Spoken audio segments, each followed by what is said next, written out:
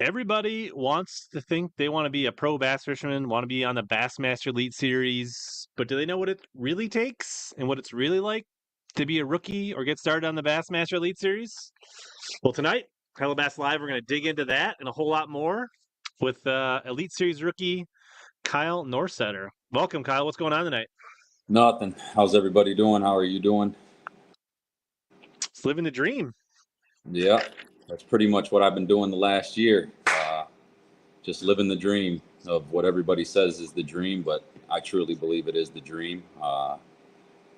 Just a lot of different ins and outs on the year and things that have been going on. Yeah, great. Tonight's HellaBass Live, as usual, presented by Arsenal Fishing and boosted by Powerhouse Lithium. See a bunch of people in the chat. If you guys can just make sure, let us know that the video and sound is good, and we'll keep rolling and get cooking tonight. All right, Darius is out. He's listening while fishing on Kentucky Lake. He's already got 7 smallmouth in the boat. Nice. That's where we should be, is fishing. Yeah. Keeping it going. Actually, my boat's in the shop because I had an odd thing happen. My Mega 360 shorted out, and when I wired it, I didn't put the inline fuse in that you're supposed to put in, and it actually took out my fuse under my the only thing that I didn't run complete direct power to my lithiums, my powerhouse system, was just the 360 transducer, because it runs like 2 amps. So I just hooked it into the Camus clean power. Well, I didn't put that inline fuse in, so the 360 shorted out, and it took out all my it would pop a fuse that would take out, so then I couldn't run my lights, my pumps, my live wells, or anything. So Yeah. I'm picking it up tomorrow. The guys at Intune quickly diagnosed what the problem was, but that was not a. I guess the 360 shorted out for some reason, but it was my snafu for not putting that fuse in. But A 50-cent fuse, Rich. Come on now. yeah, I don't know. It was more not skipping the fuse. It was just not taking the time to wire in the 2 connectors right on the instead Yeah. of just hooking straight into the clean power. I didn't take the time to put the 2 connections and put the fuse holder in. But all right, well, nobody's complaining. Brian says sounds good, looks good, so we should be good. Yeah, I got a super moon. Probably a great night for night fishing.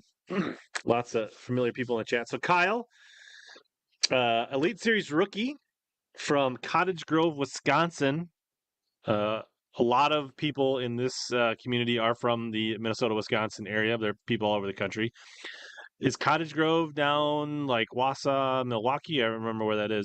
Madison, which is just Madison. So it's basically Madison. east of Milwaukee. Yeah, about an hour away. Yeah. So you do the hand thing where you point at your hand. Milwaukee, scoot over here, right in the middle. It's the capital city. So yeah, all right. So your home waters are like the Madison chain and that kind of stuff, or yep, Madison chain, Kegonsa, Wabisa, Mendota, Monona. nice. So more experience with Wabisa and Monona. Monona tends to take them all when we do the Madison chain tournaments. Just tends to have bigger fish, more grass, at least healthy grass. When it comes to milfoil, I've only fished it one time. I had a team tournament. Josh Douglas and I fished, and they went to NABC years ago. Went to the Madison chain, and we fished whatever the bigger, cleaner one was. That's where we spent most of our time in the tournament. Mendota. Yeah. Didn't work out. Got our butts kicked by Austin Felix in that tournament. Huh. I'm sure you don't know what that's like. So maybe not home, but it happens everywhere. I mean, we've all experienced it. So yeah, definitely this year too. So you got to keep up with the pace and keep it rolling, or you will get left behind faster than you could even blink. Yeah, cool. So you qualified last year. You basically fished one division. I think the Central Opens, right? So your first season, you fished 3 Opens, and just like that, magically in the Elite Series. What were you what was your, I guess, this rewind back when you entered the Central Opens? Was it I'm in there to like qualify, or was it like, hey, I want to try it out and see what it's like? I mean, like, what was your like mindset going into the Opens in 2022? So my mindset, I registered for the Opens, Central, and then the Central Division of the Toyota Series. Okay.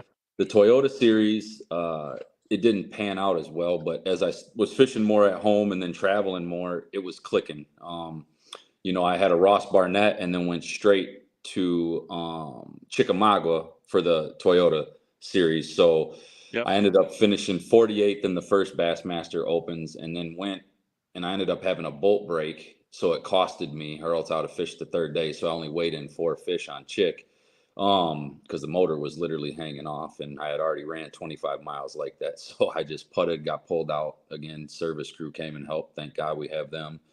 Um, and then finished 30th there, and then ended up going to the Red River and just kind of hammered down the best way that I could and figured some stuff out. Had a lot of stuff going there. And basically, like I said, it just clicked, and then ended up squeaking into the top 10 on that one. Was the last place in 10th place again. And, weighed in a big bag the second day. And then the third day, I ended up climbing a couple spots. And they just kind of set up, fished a chatterbait a ton, and flipped a lot with those events Mm-hmm. into the reeds and stuff like that on Chick, and on the Red River was flipping, and then on the main river, and then flipping some other timber, and then casting a chatterbait. Chatterbait's what brought the biggest bag in on day 2. So, but ended up going, and I had a buddy checking the statistics. I wasn't even really all the way into it. Like, I knew that if I would win, I may have a chance. And he's like, well, dude, you've been doing really well. He's like, I got confidence. I'm like, I'm going to have to win this event. Because I think Jimmy Washam and one other guy, they had 2 top 10s previous, and came down to Sam Rayburn, when I kind of looked at the stats, and then they really plummeted into the 90s and 80s. And then I ended up sneaking in there with a top 10 in 10th place again. And then come to find out, after that, all I would have to do was climb from 10th to 9th. And I knew I was around good fish, but everybody that was in the top 10, I knew could really catch them, because there was probably, I think, was it 3 or 4 elites that fished that tournament that were in it? Keith Combs being one, which of course it's his home lake. So to try to jump from him, but ended up climbing the spots and everything worked out. And then here we are today, pushing forward. So with that being said, I didn't know for sure if it would happen. I was actually already pre-registered with all my Airbnbs to fish all 9 opens, whether it happened or not. So I had Hmm. the intentions on continuing this to try to qualify, even after I found out that they changed it to the 9 EQ events. So I literally had all 9 Airbnbs paid for before I even showed up to Texas, not knowing for sure exactly what would happen, considering I was in 10th place. But then the cards kind of fell in my favor. Um, and then here we are. Yeah, very cool. Just quick here. We'll recognize our new member, then in D77. Hope I got that right. Give him a little. Let's see here. We got the one of us, one of us, one of us. Welcome to Team Hella. Very cool. Yeah. So I guess interesting because like obviously I'm sure you fished a ton back home, but being more on the eastern side of the state, I can't say that like when you qualified through the centrals or saw you on like the ridiculous, it wasn't like, oh yeah, like Pat Schlopper. Like I knew who Pat Schlopper was Yep. before he even fished the opens. Like I just, but he more fished like Eau Claire, Chippewa Falls, and he was like a big deal. So what kind of circuits did you fish back home, and what were you doing over there in Madison? What kind of stuff were you building your kind of your base with over there? Basically, Angler's Choice, WAPTA, other local events I would hop into. I mean, to break it down to you, this is literally my 5th year fishing tournaments, Okay. and that's counting the elite season. So, like, heavily, fully invested. I've fished my whole life, but mainly beat from the bank as a kid because we couldn't Hmm. afford a boat or anything. So I grew up on the backside of Monona Bay off of Park Street. People probably don't know where that is, but I could literally jump the fence and fish Monona Bay. And I would walk the triangle, some of the Monona Terrace area, which is on the Madison chain on Lake Monona and vice versa in the Bay. And I would do that faithfully pretty much every weekend or even almost after every night after school in between growing up while playing hockey. So I kind of really stuck to the outside and just did what I did. Um, but tournament experience, I just kind of grasped, and fishing has always been a very, very, very strong passion. And once I got into it the first year, I was all in from there. And then financially, talking with the family and everything, going over stuff, it just seemed like it was time to give it a try, to do something bigger. And it ended up clicking. I mean, trying my first year to fish semi-pro to qualify to fish pro, and it worked. I mean, you just kind of got to take it for what it is. You can't turn it down because it's so hard to even qualify. And now the way that you have to qualify, it's even harder. Yeah, for sure. So what got rewind? I guess 5 years ago. What was the tournament bug? Was it a buddy, a Tuesday nighter, a club tournament? Like what? How did you dip your Well, toe into the so I tournament fished stuff? probably 5 tournaments before that were just local once a year. It was like the Southside Madison Anglers, something that my dad's buddies would throw on, but there was quite a drawing for it. Would launch out of a little beach in Monona Bay. And then I ended up bumping into another guy and fished one tournament, another tournament with him, and then kind of had a lull. I took a lull from fishing because we ended up, like I told you before, we got 3 kids and we ended up doing a lot of camping and Hmm. so forth. And as I said, when they asked me about the stuff to qualify, I got over heavily into drinking, and it took me to the south, like no good. So now I cleaned all that up and devoted all my time pretty much into fishing, family, and work. Um, and as soon as I started fishing that one event, it just climbed and climbed. I mean, the rush, even fishing a local event and to compete against everybody and just be able to be better and try and better yourself daily and constantly and learning new techniques and everything, it just grabbed and took it from there and haven't looked back since. So don't plan on it. Yeah, very cool. Let's see, it says Kyle, being a former fence jumper himself, reminds me. He says he'll be extra rooting for you in 2024. Nice. Super. I don't know. Do you know Daniel Glenn? Yep. Definitely. Well, I don't know. I'd have to see his face, but he brings up Chris Lynn's.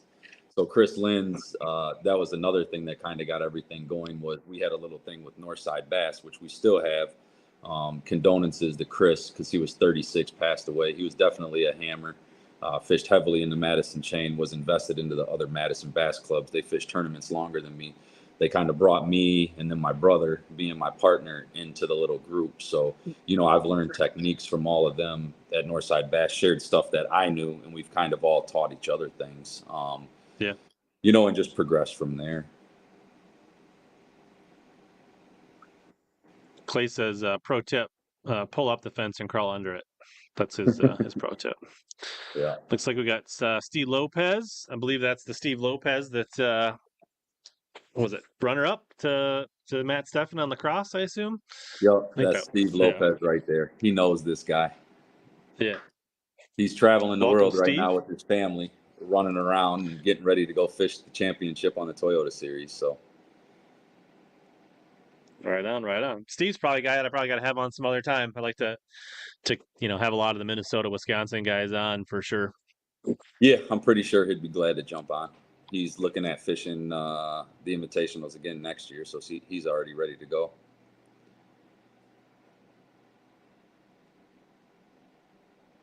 Well, I don't. Harry says, "Good luck in 24. What tournament? I don't know I don't think we have an elite schedule yet that I'm aware of, unless they released it today." No, and I haven't gotten the email. I'm guessing it may take him another week or two if I would have to check, but I'm Yeah. guessing within the next 2 weeks we'll know exactly what we're doing and where we're going. Uh, yeah. So I guess what. So I guess Clay says, "What do you want?" So I mean, what would if you could maybe wave your magic wands? Maybe like Give me two. Give me one that you'd be like, I want to fish that because that's just a place I've always wanted to fish. It'd be really cool, or you think it would set up for you. And then maybe like, what's one that you would like? Maybe you've been to, or or you'd like feel like you'd have an advantage on. Again, not fishing that much out of Wisconsin. I don't know how much of an advantage What I'm happened gonna to bring an elite to the Madison chain? have. I mean, we could do that. I don't know how well it would sustain, but we got plenty of lakes that tie in together. Would fill it up. I mean, 60 boats gets crammed out there, so I couldn't imagine 102. But we've done it before with the Wisco bass. I'm pretty sure you know about that circuit. Hmm. Yeah, and you're on top of each other, but that happens in professional fishing. So you just got to fish around people and fish harder and stronger. I haven't even thought about that. I'm kind of just waiting and seeing what they deliver and taking it from there and then educating myself on the bodies of water that we got to fish. I mean, Gunnersville may be nice to go. I know they like to go to Fork. I've never been to Fork. Also, um, what other lake? I really kind of liked the way, again, it was a lot of live scoping, which that's another controversy among professional fishing these days, and all of our viewers of what they like and everything else that's been popping up. I'm pretty sure if everybody sees the feed, but St. Clair was definitely a good fishery. The St. Lawrence, truthfully, is an amazing fishery and has plenty of big fish. Just with 2 days of practice, I didn't get to venture as much as I wanted to because of the cancellation off Champlain. But I wouldn't mind seeing either one of those, Champlain, St. Lawrence, or St. Clair again. I mean, they're all tremendous fisheries. So as far as the northern swing goes, that wouldn't be bad. But like I said, Gunnersville. I mean, we can even go to Sam Rayburn again, where I fished in the opens. That kind of set up for something for me to do a little different relating to the grass Hmm. instead of relating to the wood like everybody else wanted to do, and the fish just weren't on it. So it was kind of in my favor. Um, Go I ahead. would say, as a rookie and a guy that doesn't have decades of experience, I would think that new venues would definitely play into right, like places that the elites haven't been 5 times in the last 10 years would probably work to your favor. Yeah. Um, and also, anytime a northern angle, I think anytime you get around grass, there's an instant comfort level for Oh, sure. At least a I feel hundred like percent. because I know when I went to Pickwick for the national championship, like I felt right at home. That was, I mean, it's still at grass last time I went there. Uh, Yeah, in a lot of places we go with the reservoirs, there's not much grass because everything's sprayed. Um, I wouldn't, I don't. I wouldn't mind another shot at Okeechobee though. Sure. Um, just being a lot of the tournaments being a big bite out from getting in the top 50 cut. That's pretty much what it ties down to. Either catch more consistent fish or catch at least that kicker fish to keep you up there. But Okeechobee was definitely a decent fishery. I could see going there again too. Yeah, absolutely. I don't know that the local. I don't know if they could get a permit for Sturgeon Bay. They're kind of stingy with No, those permits over there. if I actually asked, because that would be a great venue, and that's close to home, not being from Lacrosse. I mean, I haven't fished either one of those bodies of water that much. Never Hmm. fished Lacrosse, only fished Sturgeon Bay once, but I wouldn't mind going there. They're just kind of with the locals. They really don't like a lot of tournaments coming there, so they Yeah. really keep it limited on the permits. You ever fish Bago, the Winneconne chain? Nope, never fished that. That's pretty close to you, isn't it? Yeah, it's about an hour and a half. It's So actually there, really cool. It's not like a big weight venue, but I think it's one of the actually most interesting tournament venues in the upper Midwest that I've fished as far as like you got the Wolf, the Fox, and then the Dirty Lakes, and then you got the Big Lake, and there's just a lot going on there. I think it's a very underrated tournament venue, especially for a multi-day tournament where you got to make decisions and win. Like you can get out on the lake some days, and then the wind blows and it completely blows out and things like that. So there's things like in the Wolf River and Fox that might hold up for a day or two, but I don't know if they would hold up for 4 days. So like it would be a really interesting place for. I mean, the NPFL went there obviously, yeah, um, and the BPT went there, but they did 1 pound minimum, so they were basically weighing 13 inchers, which weren't legal fish. So yeah, and I uh, want to say when the NPFL went there, the one guy whacked him almost 24 pounds of smallmouth. That yeah, I was don't leading. remember for which one, the NPFL. Yeah, Yeah, early on there was a guy leading in smallmouth, but then I yeah, kind of fell off. guy ended up basically fishing docks and winning. But Yeah. cool. Let's see what other kind of questions we got here. Yeah, so I guess biggest surprise on the elites. I guess maybe hardest thing, easiest thing. I mean, what there had to be some things that were a little bit of shock to the system, or maybe it went as you thought it would. I don't know. Like, what were your After the first venue, I mean, just getting a grasp of that the first day launching, being out there, but it was just like fishing the opens. It's just you're around all the guys that you've watched on TV and praised to be like. I mean, sitting there on the weekends and everything else and watching bass growing up and everything else. I mean, but now you're here with them and you really don't have time to play. You kind of just got to grab it and go. So the biggest surprise, God, I would say, I don't know. I mean, just you got to catch them and you got to keep fish pinned. That was probably one of the biggest thing is losing fish that would have helped and counted, which happens at any tournament level. Um, yeah, I don't know if I was surprised that big. I mean, towards the middle of the year, I'm not going to lie, the only thing that really got over the top was the driving. Everything else sure? kind of just went for what it is. And then sometimes if practice doesn't go as smooth, you find them at the last minute, but you just roll with what you got. You know, that can be a little stressor, not knowing 100% where to go. A lot of the lakes I did go put my boat on, so I wasn't surprised, but a fraction of them I never stepped foot on the whole northern swing except for St. Clair, so the last two, and then Murray I never put my boat on before, like pre-fished or anything, so I just went there. And then is the biggest hiccup or surprise switching from the opens, giving myself 5 days of practice to now we get 3 and that's it. Right. So it's really 2.5 if you have a lot to rig because you're cutting yourself short. So you're not tying knots in the dark at 9 at night. And then you can get everything situated for tournament morning. So that was probably the biggest road bump for me, is figuring it out fast. And that's all you get. Yeah, I was gonna wonder. I was like, and like it wasn't a lot of people, right? Because some people before this year, right? Like there's a lot of guys that would spend a week, 2 weeks, 3 weeks, practicing for opens because there was no off limits.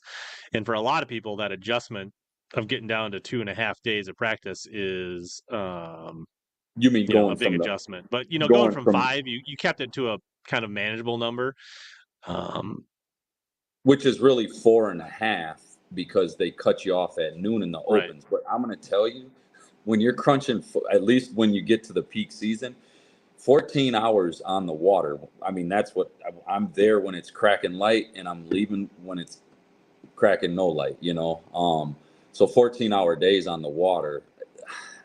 I mean, the 4.5, I would never go to a body of water and even think about looking at it if I had that much practice time before an event. But that sure. 2.5 days, I mean, there's some guys that don't ever go, and I'm not saying that I would consistently do it. I have very big plans to grind as hard as I possibly can and stay focused towards this next season because, of course, everybody knows the stats. Me finishing 80th, that means if it wasn't my rookie year, I wouldn't requalify. So I'm going to put all my eggs in one basket this next year, probably dumb down work a little bit and just focus and grind as hard as I can to stay in the elites and move and get as much advanced as possible.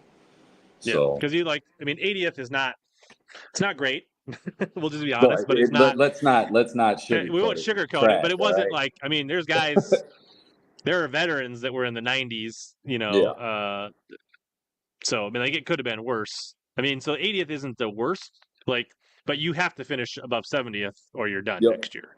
Yep. Because 100%. nothing you can average with 80 below No. 71 gets you No, probably because if in. you won AOI, you're already in. So really, there's no Right. So, averaging. but once you're above 70, then you're averaging, Yeah. and the 80th isn't the worst for you. I mean, like it could have been a lot worse, right? There's guys that, I mean, I don't think anybody thought John Suckup was gonna start No. with 100th, right? What Like, did you see the pie that was released? He was supposed to win, and I'm not disrespecting John Suckup, so I'm not starting no wars or nothing. But he had the pie for like 42% of what rookie would perform the highest and win right. rookie Yeah. of the year and do the best. So again, it's fishing and everybody has a road bump. Hopefully he can pull it back together and I can pull it back strong. I will say, my first year, I wanted to, my goal was not set. Everybody's goal is set to win. So I'm not trying to play it down that I did not want to win. But my biggest goal and achievement, I wanted to make all 9 cuts, which if you check the track record, we only had 2 people do it this year and then 1 person do it last year. So Yeah, it was even to get in the Welcher top and Blaylock and this year. yep, Stenson. Yep. Those two. But even to make the top 50 cut when you're fishing in the elites or even any level at that point, once you get up that high, the BPT, I mean, it's accomplishment in its own. I made 4 cuts this year, so I will say I'm proud of that, but we definitely got to step it up next year, just to maintain our position in the elites and, kind of go from there and just, Yeah, but I was getting at. So like, let's say you right, let's say you finish somewhere between 50 and 65th next year, right? Like averaging that with an 80th actually puts you in a pretty good position for year 3, where yep. you could probably afford a 75th and still like stay alive. Whereas like John, like he needs to get like he's got to finish like 2 or 3 years in a row above the 70 line to get rid of that like 100 to drop it out of his, you know what I mean? Because you can't average that out with anything. So Yeah, so the um, average, the average is really weird, and I haven't checked it since we're done. But I averaged, even when I was in 76. So Champlain really tore me. I have no excuses for Champlain. That was just poor performance. I was on fish during practice. I felt comfortable, but then running around live scoping, and I just didn't run across the big fish schools. It was just a tragedy that just happened. Definitely wore me loose, and I was glad I went in very hungry, knowing I only had 2 days of practice for the St. Lawrence. Stuck to the river, because I went out on the lake and it was just too much for me to swallow. I was only catching 13 inches and 9 inches, and I found a couple good areas with 4.5 pounders. I knew my max was going to be about 22 and a half, which is what I had right. the first day. Kind of fell backwards the other two. I was hoping for 22 and a half every day.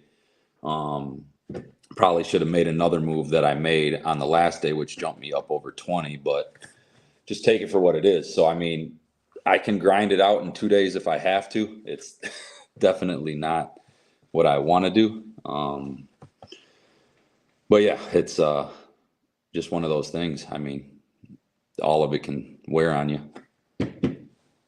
Yeah. So I mean, you actually, I mean, you trended pretty good, right? I mean, like obviously Okeechobee, Seminole, Murray, not great, but then you finished the year with 4 out of 6 cuts. Yep. So, things are, there's optimism there. Obviously, Champlain, like you mentioned, you would think that as like a northern angler, you would have felt more comfortable, but like Champlain, like Seth Feider had 3 top 5s there in his 3 visits, and he ended up finishing like 70th or 80th. So like, Yeah. there's this I feel like Champlain was that's a well, because the largemouth did not play and they were yeah, not a factor. If you largemouth fish, I mean, you were left in the dust. Like since live scope, if you're not out there that time of year on those smallies that are chasing bait balls and running across the correct ones, I mean, there's probably a couple people that didn't do that, but overall, I mean, the whole field was doing it.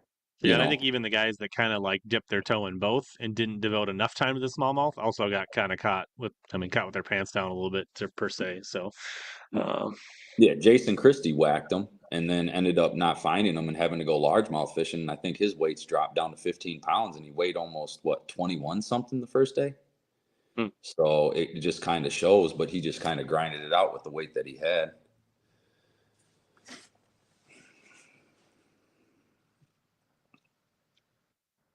Yeah, I mean, you could look at Fighter and Brandon both had, I mean, guys that had perennial top teners. So let's see here. Let's a couple more questions here. You talking about Polinick? Because Polinick also shocked us on the first day of the St. Lawrence, which can happen, Yeah, but he turned it right back around on the second day. but the thing is, like, that's you can't make up ground on those No, northern lakes. Like it's no. a couple questions here. What kind of like it kind of sounds like would you say you're more of a power fishing finesse guy? You mentioned chatterbait and flipping. Is that more your bread and butter or Yeah, Obviously, you got to so be able to do everything at this level. But I guess what would you like to do? What's your comfort zone? I mean, I just I like fishing a chatterbait because again, where we're from, we have a ton of milfoil. And if you have a grass area, even with not so much grass area, the bait is just dominant. It just dominates in my mind. Um, as long as you're ticking the weeds, you can reel it without it and they'll hit it. But I always come in contact with cover. Period. It becomes a pain sometimes, but it definitely gets the bites. And then if you find them, you can dumb it down by flipping a jig or a creature bait. I still like, I know a lot of people like to flip plastics and they say, why do you still flip a jig? I don't know. I just like flipping a jig. It gets bit when I want it to. I mean, if I have to go to soft plastics, that's fine. But definitely a chatterbait if I had to keep it in my hands. The sad thing is, it only performed for me really on 2 events. Other than that, I had to kind of roll with the punches. I mean, and just go with what was getting bit. You know, like you said, you kind of just got to grasp it and go from there on what they're eating. Yeah. I see there's a lot of questions about requalification, and I do not have the formula. I do not have the list.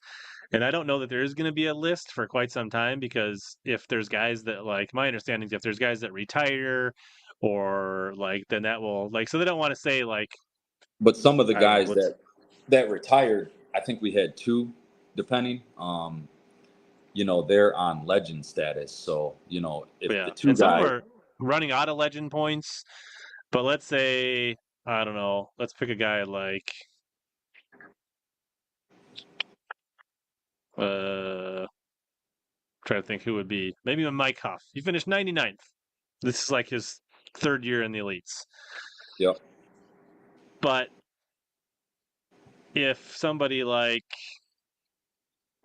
I'm making things up now, but let's say a guy like Kobe Krieger is in, but he's like, you know what, I'm done. I'm going to retire anyways. Like they don't want to announce that Mike Huff did not requalify and then invite him back after Clint Davis or Kobe Krieger. I'm making these names up. These aren't like rumors, but I'm just saying. So yeah, like yeah. they keep this close to the vest until like the deposits come in and that kind of stuff. I know the fans and a lot of people would rather prefer to have like some kind of like list and be able to see, but that's just not how they've handled things in the past.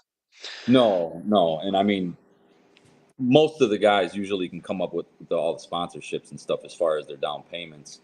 But yeah, you just don't know. We've ran numbers, you know, just to double check and see who it would be and whatnot, just so I understand, you know, because it's all new. I mean, it's confusing because they've always done an average. This is the first year, from my understanding, that they're doing the top 70.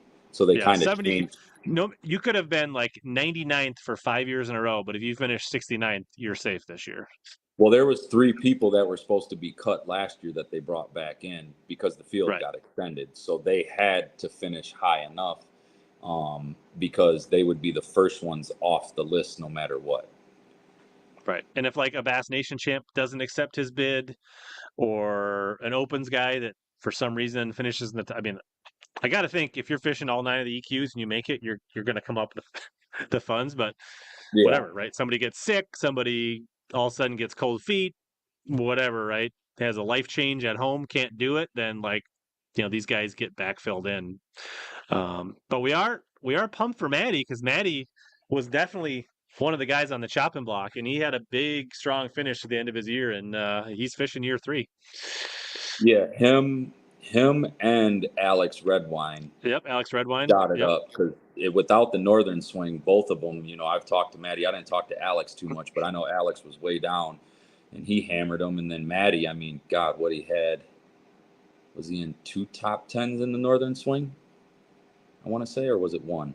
He finished good in all of them. I mean, and he literally was on the cutting block the last day of the St. Lawrence. And I talked to him that morning because we were parked next to each other. He's like, I have to come up 5 points.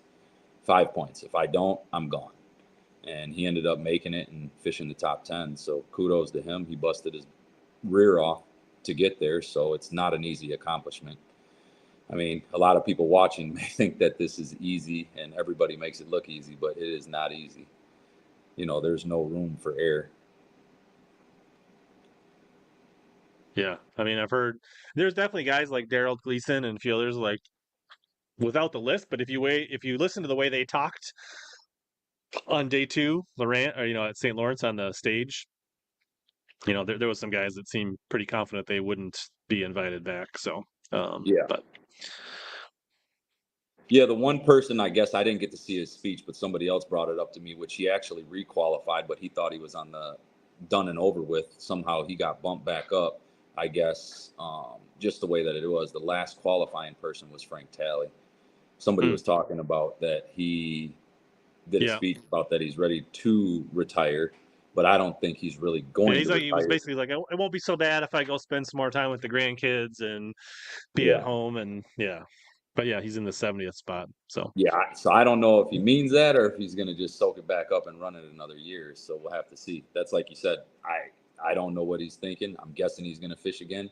I don't see why he wouldn't. But as far as qualifications, again, since they changed to the EQs, they're not eliminating 13 people anymore. They're only eliminating um, 10 because you got your nations, and then before you had 12 qualifiers from the opens because you had mhm. 3 for all the divisions and then 3 per division.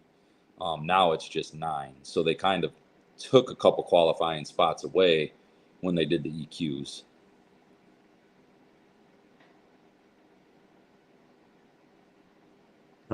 Do you run with anybody this season? Travel Uh, alone? I roomed just a couple times, depending on if it made sense for him with Caleb Kapal. Besides that, I traveled alone. For all the opens and everything. So it's just kind of how I did it. I mean, a lot of people being the rookie class, they already knew people. I mean, you had people that knew people that knew people because a lot of the rookies weren't necessarily rookies. Um, they've already had connections in the game for many years. So um, for the most part, except for 3 events, yeah, I roomed with Caleb Kapal. So the last 2 and then Okeechobee. Other than that, just by myself. Yeah. Clay, they've been taking the Bass Nation champ I mean, Polinick was a nation champ, Caleb Sumrall, Matty Wong, Pat Schlopper, and who was it? Will Davis. Will Davis, yep. So those are the most recent ones that I can remember. I mean, there was Cody Holland was the one before Pat. He didn't requalify last year or the year before. Um, Randy Pearson from California was a former nation champ. Yeah, so yeah. I mean, you really got to go through the gauntlet there too. Hmm. You know, You never did any nation TBF stuff or anything in Wisconsin? no nations, no TBF stuff, just the tournaments. I mean, I fished the Madison Bass Club's Wednesday nighters here and there, and they're Hmm. part of it. I looked into some of that stuff, but then it was like weighing it out, like I said, and I'm like, I'm just gonna give it a shot because I got my feet wet when we qualified to fish the championship for the Gunnersville tournament as the team tournament. So once I fished out of state a couple times, but once I finally got out there, stayed a week, and then kept fishing, I was like, it's to me, I just got to give it a shot and see what happens. And here we are. Definitely still got a lot to learn. And I think no matter what level or how good you are, pro, how long you've been doing it, you can never close the doors on learning. There's always more education and stuff coming out on what you can do better, techniques, rigging, so forth. Yeah, absolutely. Um, Steve says, did you find yourself fishing for points or always going for the win, or like did it change throughout the season, or did you approach Okeechobee the same way that you approached the Northern Swing, or how did that go through the season? So I kind of I really wasn't trying to hit a home run and go for the win every event. I was looking to fish more for points just to know that I can requalify to be here. Mhm. Um, and after the Champlain, I told myself I was going to go for the win. But at the same time, I was hoping to make 2 cuts on the northern swing towards the end of the year. And when I was out on the lake, because I knew the lake would win. The lake, whenever the lake is in play, it always wins, period. There's no questions asked. I mean, it's going to dominate the river. There's still big bags to be caught in the river, and not saying that somebody couldn't make it into the top 10, but it's just not going to win. but I couldn't find anything. So at that point, that's when I salvaged the river. So I was trying to go for the win when it came down to the St. Lawrence, because really I had nothing to lose at that point. I was trying to maintain my points going into the northern swing, considering the other cuts that I made just to stay above that 70. But when I fell at Champlain, I think I was in 76th. And if I would have did even decently there, it would have climbed me more. So I ended up going for what I thought would have at least kept me in the top 50 and hopefully climb from there. Yeah. Yeah. I mean, everybody wants to talk a big game, and I guess if you've been on the tour for 10 years and you've already got a win or you already got an AOY, you can you can fish for the win. But the reality of it is that you gotta, Well, the you know, reality is the top 50 still pays. I mean, the yeah, check jumps up tremendously. If you're below that, I mean, we get some money down in the spots below, but it doesn't even cover what the entry fee is. So really, you need to be in the top 50, and it doesn't matter if you're 11th or 50th, it's the same. So at that point, you are fishing for points, which to me, if I could have climbed instead of fallen, which I fell back, I think that's another goal that I need to set for next year, which the opens, I didn't have problems for some reason catching the fish on the third day. I know the Sabine, I mean, that was literally, I knew I ran out of fish. So I was just stoked that I made the cut with the fish that I had. But all I caught was 11 3/4 inches and physically didn't weigh in because I zeroed. So that was a little like bumming. Drove straight home without stopping because that was my daughter's graduation from high school.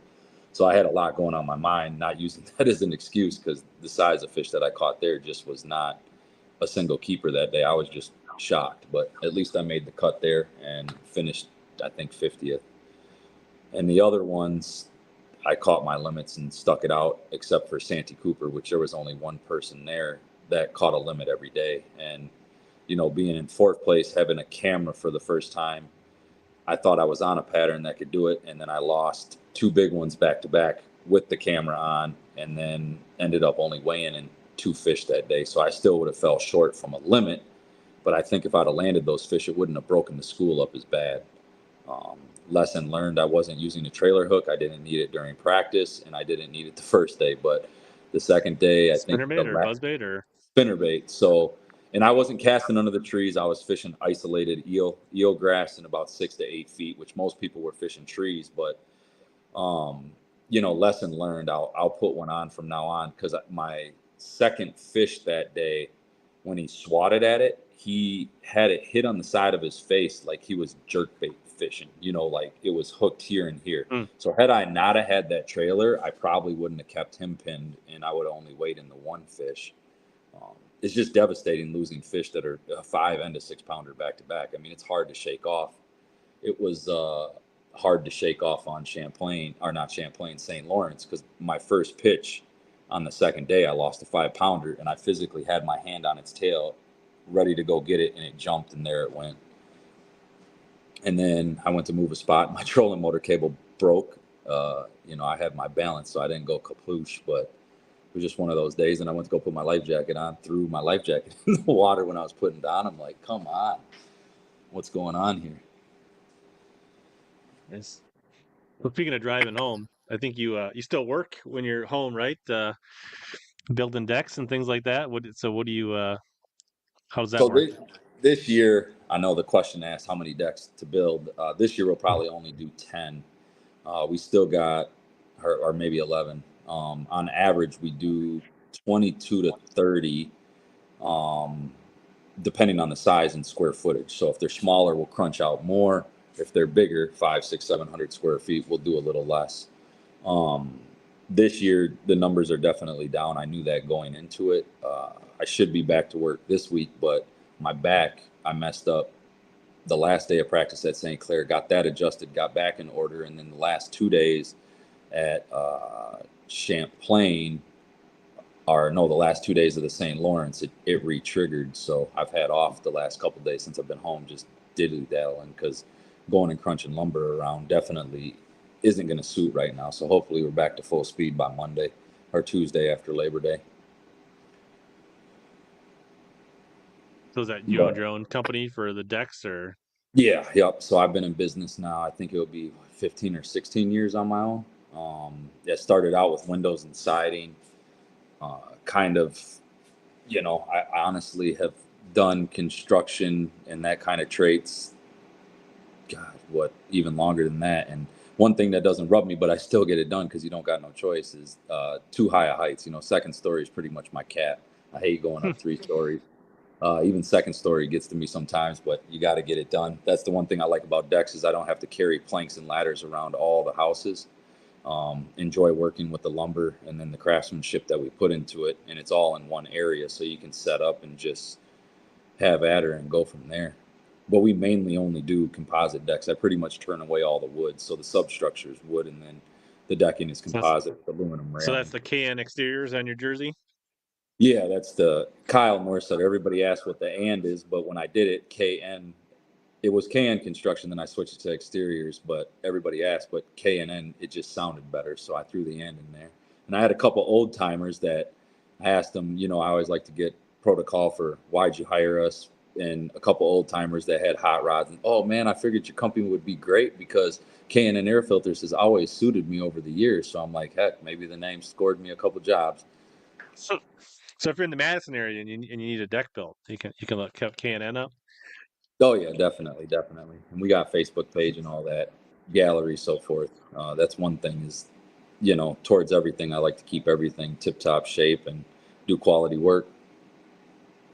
I don't know. Seems kind of like I feel like there's a little double meaning to this from Yeah, our friend Chad I here. was kind of reading it. It's kind of one of those things where Mercer put me on stage, and I was telling him that my fiance was at home plowing snow, and maybe it should be vice versa. And he threw me for a curve on the first event on Okeechobee. And of course, our boy Yeah. RJ, he had to call me right away because he's like, "Dude, how did you do that?" I'm like, "I don't know. Why'd your perverted mind go the way that it does?" So, you know, Nice. Well, I'm gonna take a quick here spot from another partner here, and then we're gonna get some of your thoughts on front-facing sonar when we're back here in 30 seconds. okay. Are you ready to reel in your next home purchase or refinance? Supreme Lending's Dream Team can help guide you through the entire mortgage process, from pre-qualification to closing. We have a wide variety of home loan programs in our tackle box, including down payment assistance and first-time homebuyer options. You can ask HellaBass. He trusted us to help finance his home. Contact the Dream Team today by searching Supreme Lending Dream Team, or click the link below in the description, or scan the QR code on your screen.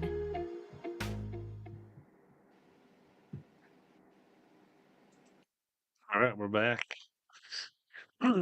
So if you got any of those people that you're building decks for, and they need to, go bigger and bigger, you can refer them to the Dream Team. Yeah. Uh, cool. So lots of questions in the chat here about front-facing sonar. Clay says, any rumbles? So I don't know about emails, but has maybe you can answer this. Has Bass reached out to the anglers at all to gauge their feelings? Like, have they sent out any surveys or questionnaires on front facing? No, you don't have to give us specifics, but have they? Can you tell us whether they have requested your guys' I'll input or tell you not? this, there's a lot of guys that don't like it. Yep. Um, if I spoke my mind, and I mean no disrespect to them because they've been in the game a long time, I feel like more of the old timers, you could say, don't like it as much as the younger Hmm. generation. Now, again, I've been tournament fishing total 5 years now, so I'm not trying to speak too in depth about which one. I qualified without it. I had Mega Live, now I have Garmin. Clearly, there's a difference. Everybody knows in the world. Um, for clarity, bait tracking, and so forth. But I could go either way. If we're going to have it, I'm going to keep adapting and learning more and more. If somebody decided to take it, really, I truly believe it doesn't matter about the anglers, my opinion, your opinion. Your opinion probably matters way more because it's going to come down to what the fans like to watch. Yeah. But And, I'm just curious. To your knowledge, Bass hasn't reached out for angler input on front facing sonar. not at this given moment. Yeah. But I know a lot of anglers have triggered it I'm to sure a them. lot of them have offered it up without being asked to Yeah. Bassmaster. Oh, yeah. I mean, I think.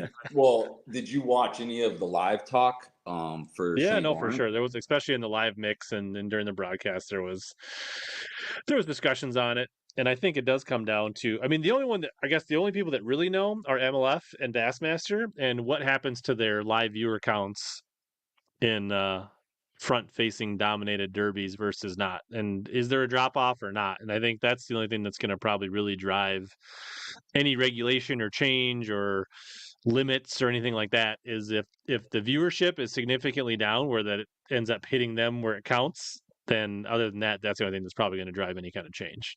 Yeah, and I think with viewership, if I spoke my mind on it and talked with anybody about it, it would be basically they need to show our screens, kind of like when Yeah. Gussie he won on the They need to Classic. get better on immersing the viewer into what's happening.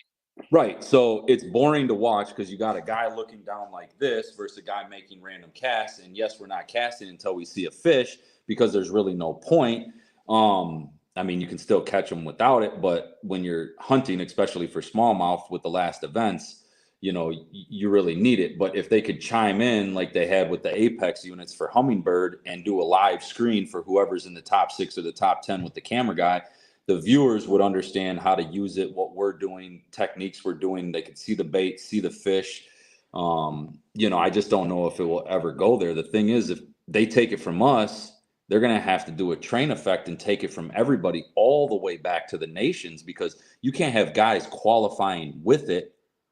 You know, their concept, So, their concept of the EQs. So I'll speak on this part, which will fall with that, was to build a more rounded, better angler.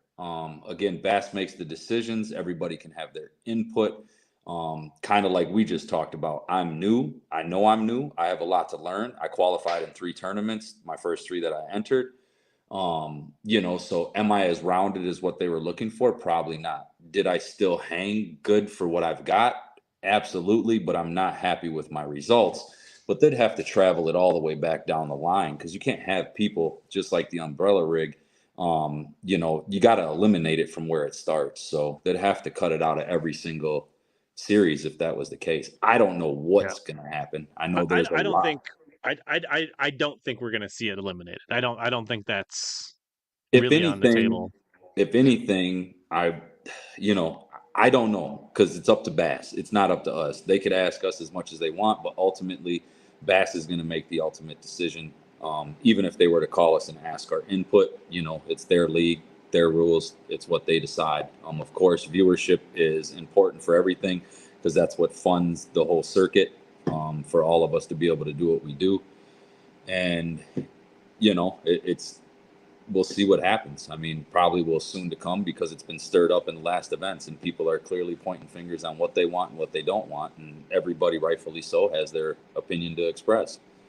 Yeah, I think both Bass and MLF need to, like, if they're not doing this, they need to be like putting teams together that are brainstorming ways to cover it better, whether it's figuring out ways to tap into more brands, whether they can do that or not because of their deals with Hummingbird, you know, or getting more unique camera angles. Can they get another, like, a GoPro that's mounted, you know, maybe up towards the angler so we can get more of their face or the front of their jersey, so they can like clip, you know, some way that, like, can they get like auxiliary cameras to the big cameras that can get auxiliary shots and show different angles, or, you know, give us something that's not going to interfere with the angler, obviously, but can give us just a little more than just like, right? Because I know there's like this popular in our Facebook group, Minnesota Bass Heads. There'd be the people are like screenshotting 4 guys, all with their backs to them, all with their rods in their head, none of them casting.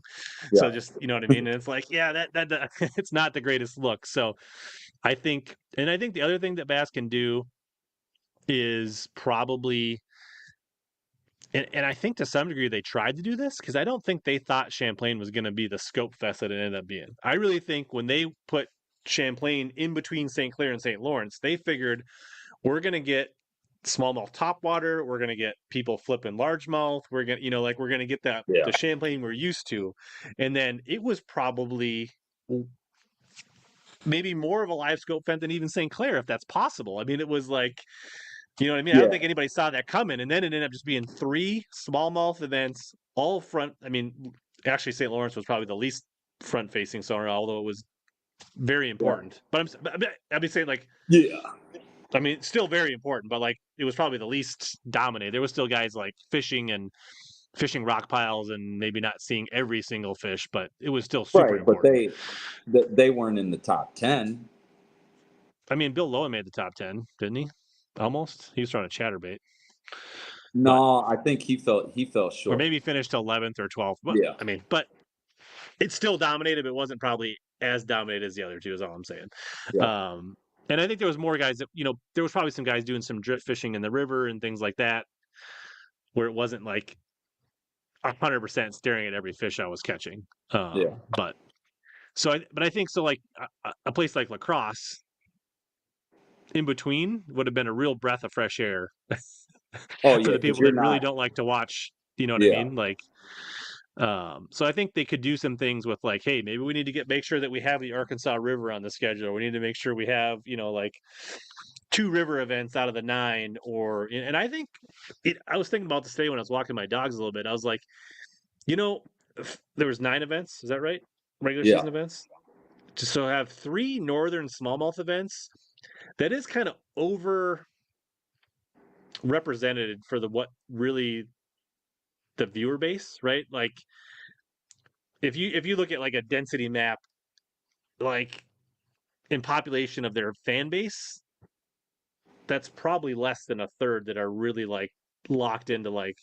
Into fishing. So we probably should limit it to like 2, Yeah, and probably I don't know. So they probably just need to take and I think they can. That's just my opinion. I think they're in a tricky position with trying to like balance like sponsors, host cities that are actually willing to pay them, what the fans like to see, keeping the angler. There's a lot to jumble together, and I think that they have a lot of challenges ahead of them. yeah, yeah. I mean, yeah. The live scope. I could honestly go either way. Just I Yeah, fished with I it don't think it's going longer. anywhere. There's too much Yeah. money, too much investment. It's not going anywher. Do you I do think that there think, may be limitations though? Because a lot of guys got a lot of them on their boats. yeah, I do think that whether it's maximum 4 screens or maximum, let's say, let's see, what's 4 12s, 48, maximum 50 inches. Right, but let's say you end up with the 360, which is a frozen screen. Then you got one live scope, and then you want one for mapping, and then you got 2 You at the can console. you can get. I do it all the time. Like you can, if you have a 12-inch hummingbird, you can Yep. 360 and 1/3 screen your map. And do you really need a third graph up front? I mean, you don't, but I would prefer a 15 if I'm going to have to do that. Well, that's right. And so if they were limited to like, let's say the limit was like 50 inches, Yep. so you could do like a single 16 on the back and have 3 or 2 12s and a 16 up front. So before I made the elites, I had a single 15 Solix, and I had 2 12s up front. That's it, 3 graphs. And I had Mega Live with Mega 360, and I'd do a split screen for the, I'd have my 360 because I understood it more Mhm. than the Mega Live as I'm learning the live. I know what to look for on the 360 fish, everything. I know it like the back of my hand. So I had full screen with that. But if I needed full screen, that it was networked, I'd switch back and forth. I realized having multiple graphs, there's a backup if something goes wrong. Plus, it's nice when you're driving to have a 12-inch screen with 3-way split screen side imaging, down imaging, sonar, or a full screen of side imaging. So, as far as finding areas, 2 graphs at the console, I've always ran one in bigger. It honestly is better. And then if you have a problem, you've got a backup. So, having multiples, I would say the backup is more important than anything. Redundancy. That's the main reason I run 2 10s instead of a single 12 or a single 15 is Yeah, redundancy. I also do think like more interactions, especially on live mix when we don't have Tommy and Mark and people talking to carry the show. Like live mixes can be pretty stale depending on the angler that they're on. So I just think there's, yeah, I mean, and some of these anglers should be taking a bigger opportunity. Obviously, it's hard. Not everybody is built to focus on fishing and entertain and communicate and at the same time. But But I think, there's this, I mean, the same thing, right? We, like they limit the size of bowling balls, they limit the width of, goalie pads, right? Well, they Sticks, limit our horsepower, but you can go down as low as you want as long as you stick right? with And it. maybe there should be a minimum. I mean, MLF has a minimum. A Like minimum. you have to have, like, you have a minimum horsepower for like BFLs and Toyotas and stuff.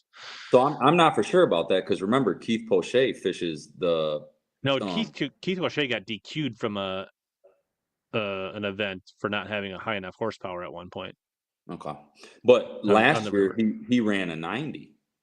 Yeah, it's not like the minimum is like 60 or 75 or Okay, something okay. like that. But you know what I'm saying is like, right, goalie pads can only be so wide, baseball bats can only be so fat, driver heads can only be so big. Like, it's not crazy to say you can't have more than 60 inches of graph or 4 graphs or 5 graphs. Or I mean, like the point when we start getting like 7 graphs and 5 front-facing sonar, it does become to a point also where it is completely unrelatable to anybody watching. Right. Oh, Like, 100%. you know what I Because mean? So like, there's yeah, a certain like disconnect as well on top of just how fun is it to watch. yeah. No, I would agree with that. Financially wise, your average weekend angler or local tournament angler that is watching to learn, they cannot go out. I mean, that's $60,000 in graph, if not more, on your boat when you got five, and depending on the series that you're running, logically, most people can't afford that. I mean, Right. with normal working Americans, it's not logical. I mean, logical is literally probably a 12 at the console and maybe 2 10s up front, or even a 12 and a 12. For your normal weekend And that's what warrior I'm saying. Like, tournament I angler. think like, if you're smart about it, you can do everything you need to do with 4 units. Yeah. And you can customize it, right? If you're a guy that wants 1 and 3 or 2 and 2 or whatever, like, I don't know. I think that starts to put I think overall we probably should think about like how we're gonna cap the bass boat market a little bit. Like, like we want to sell boats and promote products and grow the sport and the industry. Like, if 6 graphs becomes the norm for I mean, then it's all of a sudden we went from 110 to 130 for it's And just like and at majority some of point, boats are 80 to 100 grand raw in the shell with the motors on yeah, them, power poles, and now you added another 40 to 50 in so you got right. 150,000. So let's just It, cap it at 20 in electronics instead of 30 or 40. yeah. I mean, there'll be still guys that'll do it, right? There's still guys that buy 300s and put them on Jaguars. Like they're gonna Well, you fish, you do got to give old John Cox credit for how he fishes. I think he was what 13th or 14th when I looked in AOI after we ended, yeah. and he's got 2 in that crest liner, and he don't care what anybody else is doing. He just does himself. And I mean, like you said, I know Bill Owen. He was fishing shallow. He did his thing. So it's just hard. I And understand that's both the thing is sides of like it. you kind of alluded this earlier. The guys that are complaining about front facing sonar are the older guys and guys that didn't have great years. Right. And I meant There are by guys like that John to any Cox old guys on the who, league that are watching. I mean, no disrespect, but when you look at the yeah, statistics, these younger high school and college kids coming up, phones, technology. I'm not that good with technology myself as far as computers and everything. I'm way better building and doing that kind. I know my strengths and I stick to them. Um, so that's why I can go both. Like I'm into it now and I'm starting to really understand it, that I know I can grow from it. But if it disappeared, I'll go right back to my roots and what I know. But it is the guys that are 20, 30 years on tour, I mean, they're going to struggle a little bit more. Some of them will grab to it, but some of them won't. And some of them have strong beliefs that that's not fishing. And there's a lot of fans that believe that, and there's a lot of fans that don't. I know there was a lot of comments and stuff going back and forth. People would just like to see the screens with other anglers that have done posts. If they were to keep it versus ban it, they want to see what we're doing so they can learn. Because a lot of people, even in the local events, have a live scope. I mean, Christ, with the Garmin, Cabela's ran killer deals during nine Christmas inch. and Yeah. stuff like that people couldn't even do. I know one of my sponsors, he even had the deals on the 9 inch and the 10 inch Chatty Boys. So it's like you can reach out to all of them, and get something for a reasonable price, even if it's the outdated transducer for now until the 34 goes on sale and is only 800. start with something, so it is a controversy that I don't know if we'll see the results for Yeah. immediately, but it will go on, and if it's kept, it will go on for the next year on the live mix and everything and other professional series that you'll see guys will complain, guys will love it. So it's like, is it a half and half thing, because if it's a 50-50 thing, it's, it's hard to break up when it's equal because No, you got a for lot sure. of And young that's why anglers and you got a lot of old I anglers. think it's a mix of things. I think it's, because you can limit it in a few ways, right? You can limit it by scheduling Yep. to some degree. Like obviously Okeechobee was one on front facing sonar, but it wasn't Right. dominated by front. You know Right. what I mean? That Like, was probably the biggest surprise of the year, though, right? Like, who right. would have thought somebody's going to run upriver and catch them on forward facing sonar on a jerkbait at Lake Okeechobee? I mean, he was probably one of the only guys up there. I think there was one Right. other guy that I But talked to the that ran other, up the river. second, as far as we know, second through 20th were, Yep. was it used? Probably. Was it? I think Kennedy was like helping to find some bedfish or cruisers using perspective mode Right. and things like In that. But perspective mode's a killer, and Luke Palmer proved that to us on no, he actually Sandy wasn't Cooper. using perspective mode, Who? Palmer. On Cooper? No, he was using it in the traditional mode, Oh, based on the okay. interviews I heard. But Yeah, I mean, I guess I didn't hear it. I just assumed from the year before, yeah, because the year before they were talking about it and he had it in perspective mode. So he ended up finishing, I think, third no, he last he year. he said he doesn't really use perspective mode because he doesn't understand it as well, and he's just so used to fishing back home and like catching crappies off stumps and things back home in Oklahoma that he's just Okay. used to setting it shallow and being able to see. Okay. Well, you learn something new every day. I think he actually just tilts it up a notch or two, but still Yeah. keeps it in Oh, traditional mode. yep. Yeah, you got to when you go. If you're strictly shallow like that, you want to tilt it up a notch. That way you're shooting more outward. Yeah. So, like I said, I think there's a lot of ways, like, right. So, scheduling, maybe there is some limitations to number of transducers or total screens. I don't think it's going away, though. Like, I don't think we're going to, there's too much money involved. So I think it's just, and then we just have to get better at like covering it and making it more engaging and interesting for the fan. Cause I think there's several people, including Aaron in the chat, that thinks that like literally like you can just drive around and catch smallmouth super easy on live scope and it's the easiest thing in the world. But I think if you displayed it better, I think people would realize how difficult it is when out on Champlain when the wind was blowing in 3-footers to try to spot a smallmouth and then make that pinpoint cast and then keep that bait hovered above their head. That takes skill. Like Or that's not even something that you just roll out in the first time and do. right. The one thing that it's taught me, and we'll use the St. Lawrence. I was near deep water in the river and then fishing chunk rock that came up to like 30, and they would scurry in the rocks. I could see them there. Those ones would hit instantly. There's a lot of marks that look like bass. I finally caught 2 on the last day, thought I had the biggest smallie I ever caught, and ended up being my biggest walleye of my life. They were not drum. I was wondering why they weren't eaten, because for some reason drum just love to smoke whatever you throw in front of them. And I hadn't caught one the whole practice or the whole time. But then when you get out on the flats, I had a spot I would catch a decent smallie each day, one.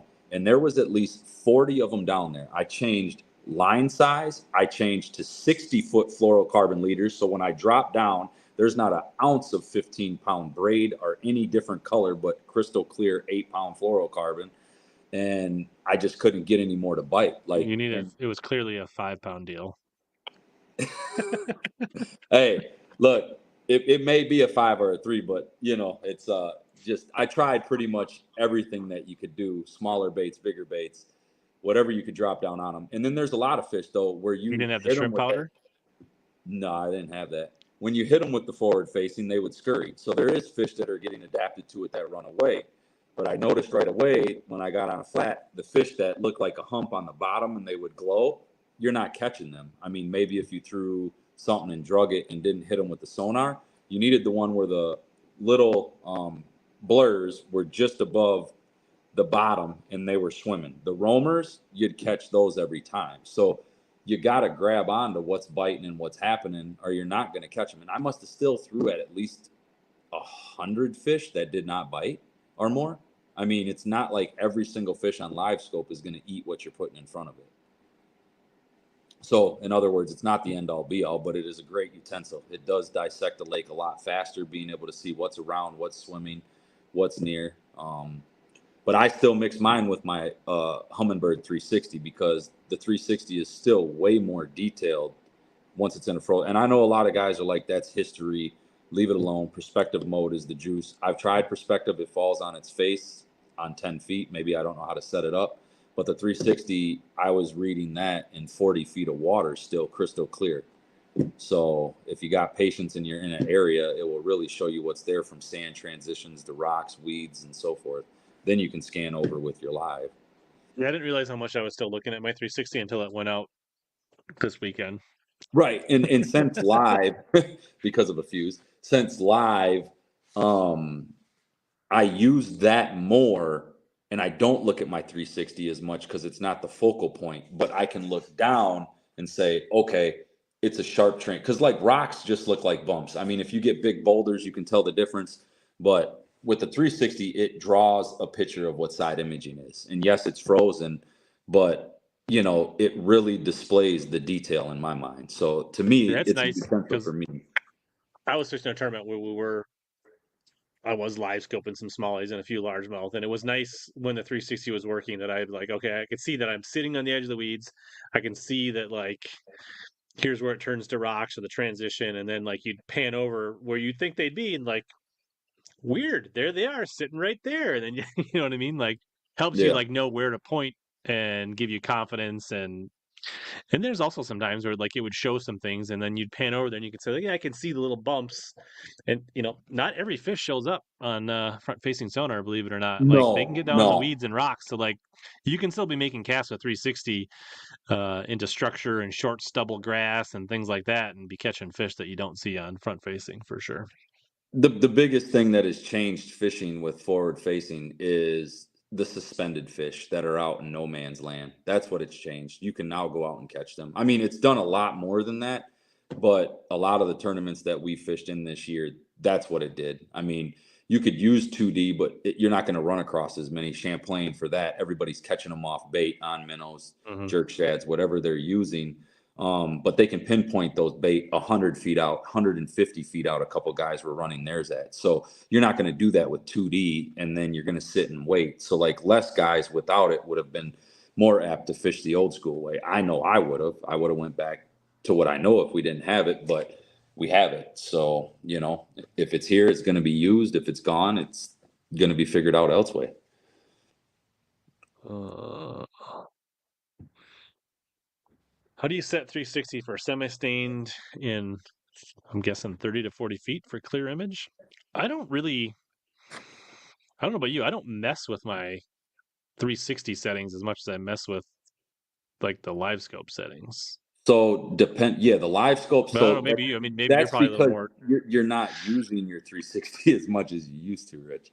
Um, you know, when you only had 360, you're probably changing a little more. But depending on it, God, you really gotta one. There's not an end all be all because my eyes see differently than what your eyes see. So it depends on what color palette you're on. You know, color palette 4 I really like, but it's hard to see sometimes. Dynamic contrast you can play with to draw more detail, but it kind of darkens everything. So then you need to go to a brighter color palette. So there's Mhm. really no end all be all. But I mean, sometimes I'll have my with the 360, my setting will be at 7 and the contrast could be up to 13. It just depends. And you just got to fine tune it for whatever your eye can see. And it also depends on what lenses you're looking through. Sunrise Silver, I tend to stick to those all the time in Costa, which is really the low light condition lens, but I use them when it's bright and bluebird skies. I can see my graphs better is the main reason why. And I can still see in the water with the other ones, just like the other ones. So Sure. there's no end all be all. You kind of got to adjust it, but somewhere to start. I mean, where the default is, you know, bump the contrast up or bump it down and then kind of go back up. But I know it's so hard for me to give an exact answer on that. Sure. So yes. So cool, but yeah, it's been 13 months. We're gonna probably have like a 2-month celebration here pretty soon for members. So this is always a fun question. If you only have one 360 or live, If you would have asked me this a year ago, I would have kept my 360 100%. Now, if it's in play, I would give up my 360 and go to live because it's going to conquer more events, and it's definitely a utensil that you'd need. I'd miss my 360, but right now in this given day, now with what I know, and then you can still use perspective mode, which works great, even though more in shallow water, I would pick the live over the 360 at this point. But a year ago, I'd have picked 360. yeah, you could probably year to year. I mean, after you had a schedule, that may change Yeah, your answer too, right? Like if it was like we're fishing the Mississippi River and I don't know, Toledo Bend and Guntersville, and like we were not going anywhere near St. Clair or anything like that, you'd be like, yeah, maybe I'll go 360. I mean, like you'd have to think about it. So yeah. um, let's see here. I've heard rumblings about a live 360. I don't know that it's anywhere close. I'm sure Hummingbird's working on something that's somewhere in between. Right. I don't That's know. the other thing too. You bring up if we were to ban it at the highest level, what would it do for all the manufacturers with the graph companies? Would they stop producing more advanced technology? Because if it's cut at us, eventually I feel like more tournament trials would do it because it would become the norm. Well, why would there be any more development needed The for copy a guys are higher still going to end keep product? buying live scope. I'll promise you that. Oh yeah, I get it. Yeah, it ain't going nowhere over there. They love it. Or does it become like a tool, right? Like Aquaview, where you can use it in practice, but you can't use it in the tournament. So somebody else, we talked about that today. We had a long conversation. So the muskie tournaments up here, my father-in-law fishes in them. They had one guy, and you're from the north, so you know how difficult it is to catch muskie. I tend to catch more on my bass lures than the muskie guys catch on their muskie lures, but they caught like 7 or 8 towards the Eagle River Rylander area up north in the tournament that they fished. They had 5 live scopes, so they could just and see the muskie cast to them, and they like literally dominated. So there was complaints there from one of the bait makers, saying he can't afford it, other people can't afford it, it's not fair. So they banned it, but they made it where you can use it in practice. If it was me and they banned it and allowed us to use it in practice, I would eliminate it because I don't even want the mindset that I went out there and found them with that on practice. I want to stick to what I can use and what I know. I don't want to get stuff twisted. To me, that's just a teaser. It either needs to be here or it needs to be gone. There's no in between. Or there's 3 answers: gone 100%, limited to 1 transducer per boat, screen deal like you brought up, or it just stays the way it is. So, I mean, there's only 3 ways to really look at it. But if they're going to allow it during practice, they might as well just take it away. Yeah, I'm sure some people would have different opinions on it, but yeah. Like I Especially said, it those comes guys that down are to the running them on fan. their jack plates, pointing them off the side. They would still want them. There's a couple guys that have that. So, yeah. I mean, what's uh, the fan base of your show think? What do they think? Should live uh, scope stay or should I live haven't scope really go? asked that specifically. I'll answer this. LiveScope Plus is just the newest generation of LiveScope transducer. Um, so it's just the 34 versus the 32. It's just the newest generation. Look at Colby. Hmm.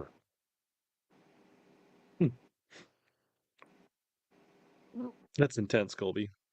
On his Vexus that he recently got.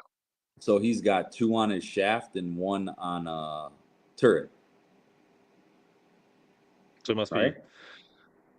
yeah, it must have one Yeah. perspective and one One traditional perspective, on the, 1 forward, and then 1 on a turret for when he spot locks. yeah.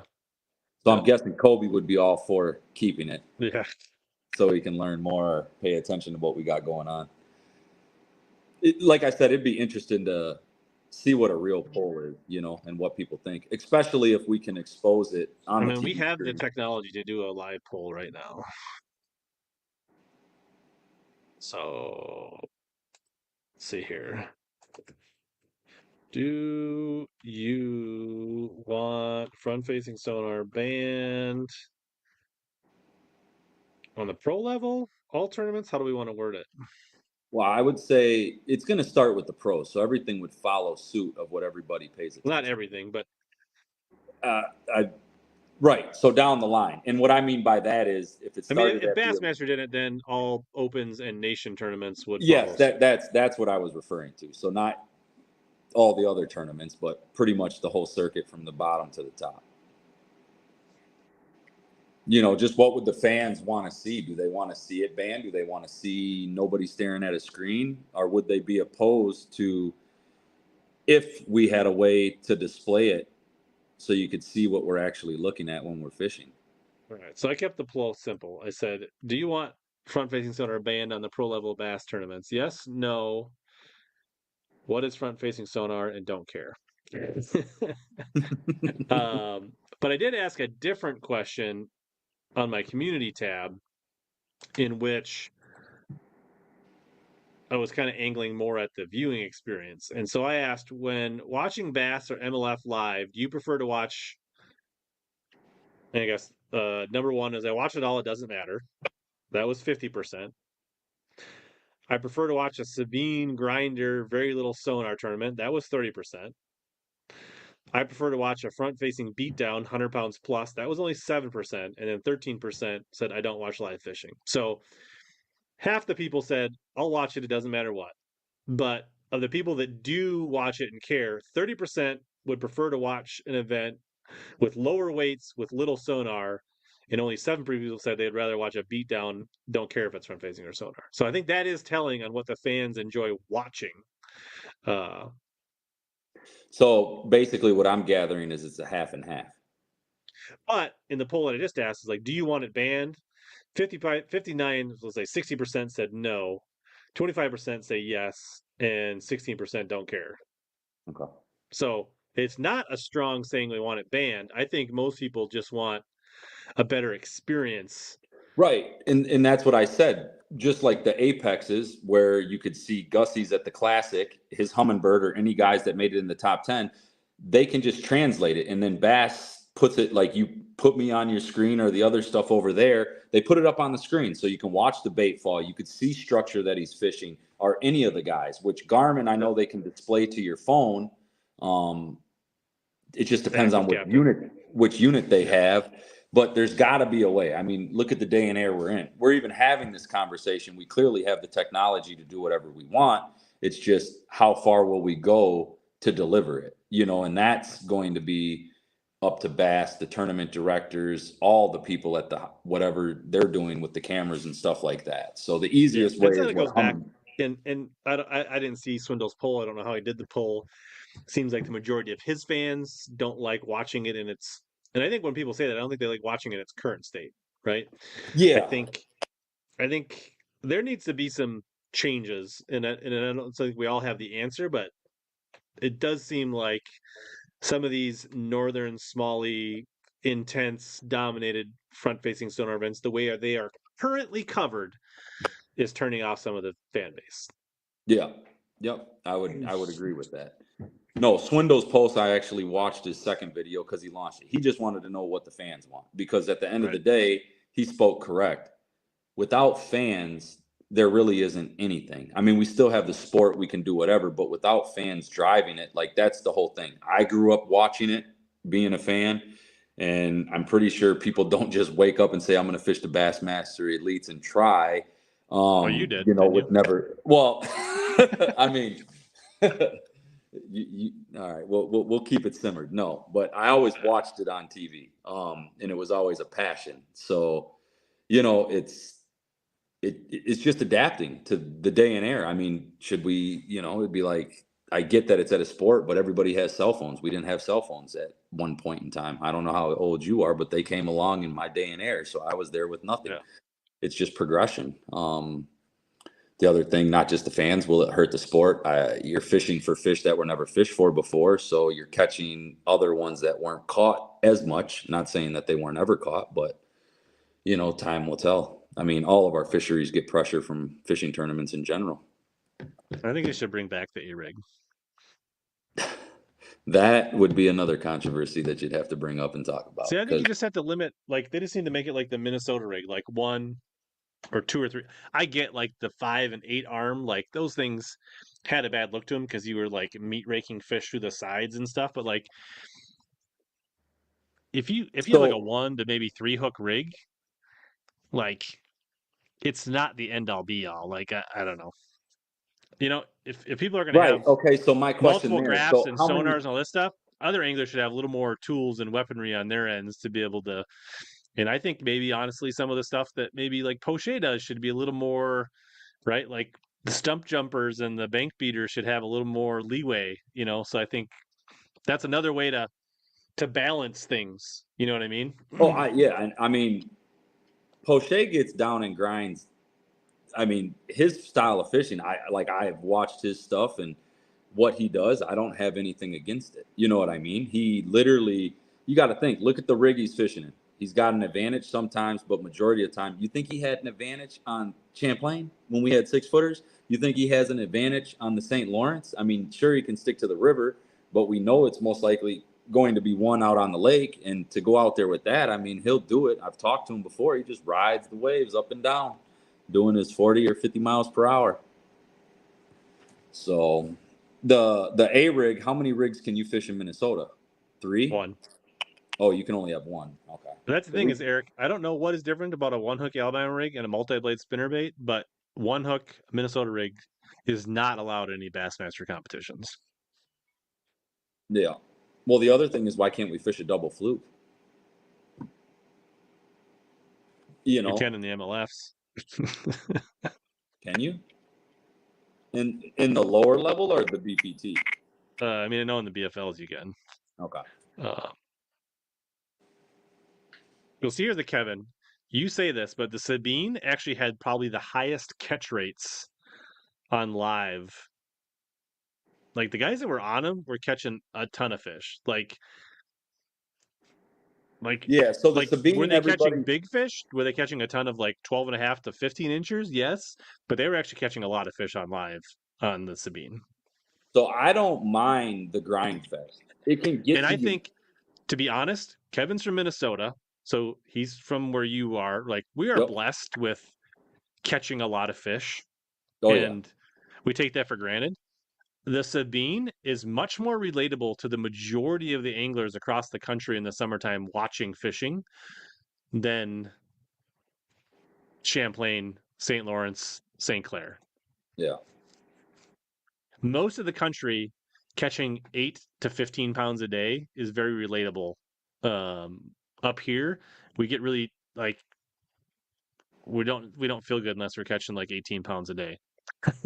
Yeah. No, and I mean that's going to take to win. Usually our tournament on the Madison chain, it's usually 1 to 2 people, but it's 20 pounds to 19 and a half to win. And it's stacked with 17 to 15. But a lot of our lakes that we fish up here, if you're not culling a lot by 9 a.m., you're probably not on them. Yeah. And that's not the same everywhere else.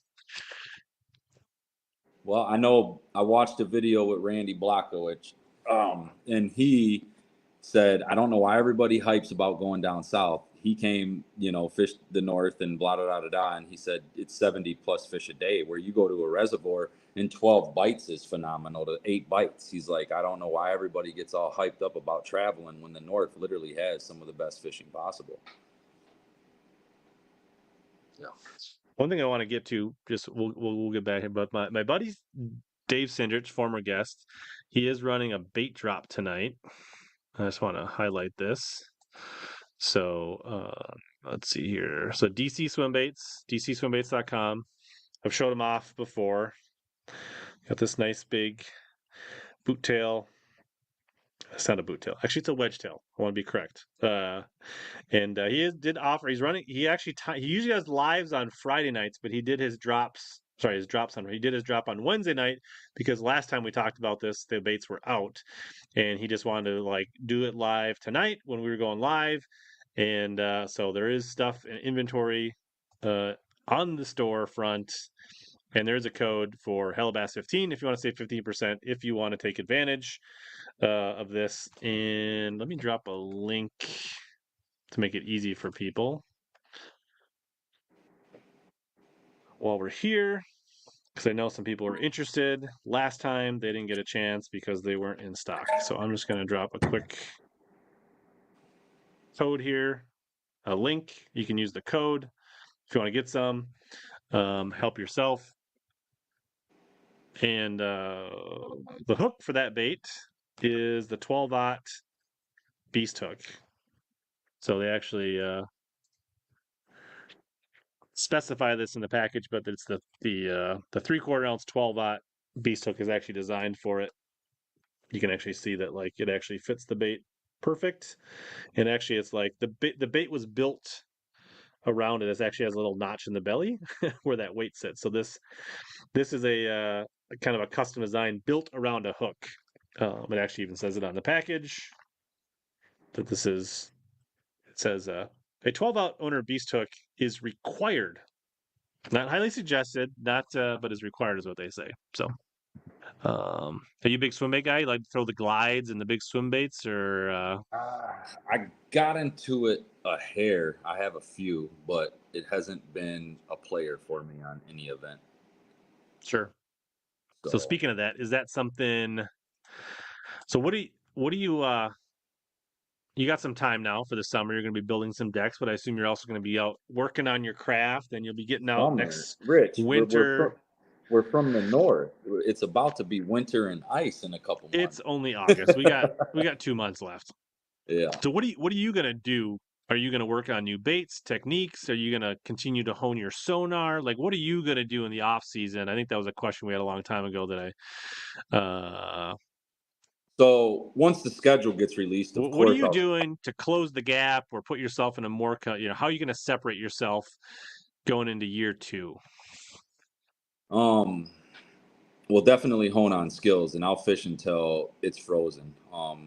The one thing I will work on more, especially when it gets colder, is the live scope stuff. Just play around with that, get more dialed in, because if it is part of the arsenal and stays with the tour, it's definitely a weapon these days, depending on the schedule, like we talked about. Start practicing throwing probably some different baits, techniques. I mean, I've got a ton. They tend to work with what I do. Just depends on the fishery, but always staying sharp and fresh on the skills. And even at our local lakes, Mendota, the one you fished, Yep. I was venturing out way deeper than most people fish, because a lot of stuff is grass oriented. So I was trying to find the smallies schooled up, before I went to the northern swing, which I found some. Didn't crush them by any means way out deep, but I'm trying to do things out of the ordinary, even on our local lakes, because really fishing local, I can hone in on skills and stuff, but the fish, I feel like unless we end up with milfoil and grass lakes, they don't act the same as they do in the north as they do down south. I mean, they still relate to cover and stuff like that, which is what a bass is going to do, but right. Definitely hone in on the deeper waters skills with live scope and stuff like that, because it's just been a player. I mean, that's something that as long as it's going to be around, you have to be able to perform with, period. Yeah. So I guess is it going to the same lakes and attacking them different or attacking them with new techniques? Or is it like, hey, I'm gonna instead of fishing the lakes that I've been fishing for 5-10 years, I'm gonna go start driving a half hour from the house and just keep breaking down like new lakes just to like get those reps. Like, okay, I'm gonna treat this like this is an elite series day of practice, and I'm gonna try to break this lake down. And I mean, what kind of things are you like? Hey, I really need to work on jerk baits, or I need to work on spy baits, and I'm just gonna go to the lakes I know and then force those techniques to get bites. Like, hey, what's your approach?